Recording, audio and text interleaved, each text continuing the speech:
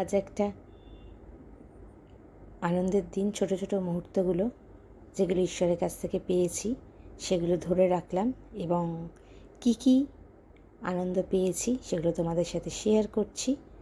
মেয়ের সাথে আমি আর বাবা লাঞ্চ করব, তার আগে এসেছি সাউথ সিটিতে, একটু অপেক্ষা করছি, মেয়ে ওর কাজ সেরে আসবে।